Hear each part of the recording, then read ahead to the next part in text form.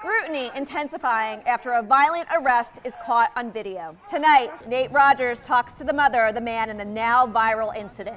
A warning to our viewers, the video ahead may be a bit graphic. What crime did I commit? Look, you gotta hurt me? You gotta hurt me? What did I do? What did I do? Now, this was the scene Wednesday evening near the 100% playground in Canarsie, Brooklyn.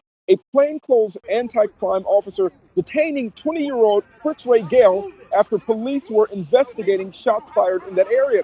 The incident caught on cell phone video shows a quick escalation, with Gayle questioning why he was being held. I did not commit a crime. The officer, identified as David Off, awaiting backup, and then this.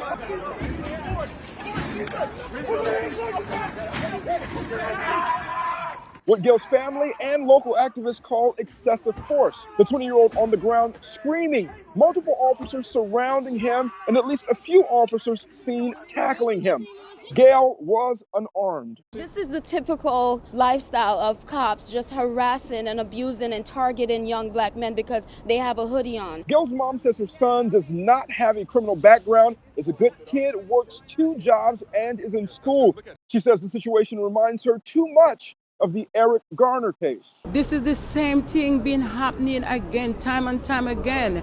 Police say officers saw Gayle and a friend smoking marijuana at the park before the arrest. Police also say both men ran away from the officers when they were confronted. NYPD Commissioner SHEA says they are investigating. At this point in time, I have nothing to indicate that they were in any way tied to the ShotSpotter incident.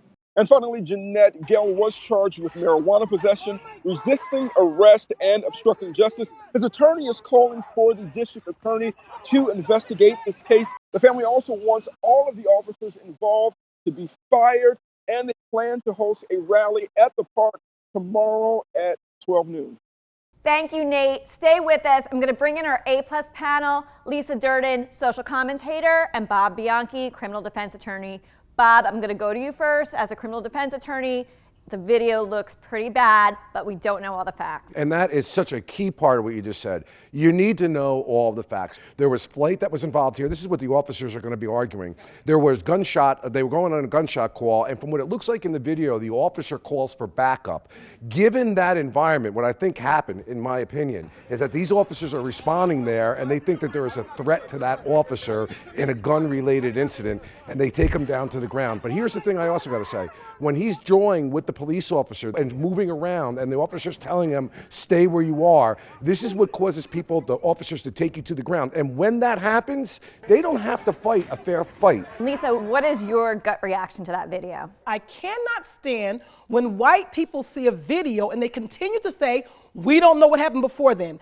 All we see on the video is the man asking him simply, what did I do? What did I do? The video tells you what happened right then and there. You're on the ground. What's going on in the community right now? I'll tell you, Jeanette, there really is a mixed reaction. When you talk to the family also said that, again, the officers walked up and they were not in uniform. One other noteworthy thing that the mom told me today, she said, I tell all of my sons, she says, whenever they are confronted by police, do not argue with them, comply. The mom tells me she's so happy that her son complied because it could have turned out a different way.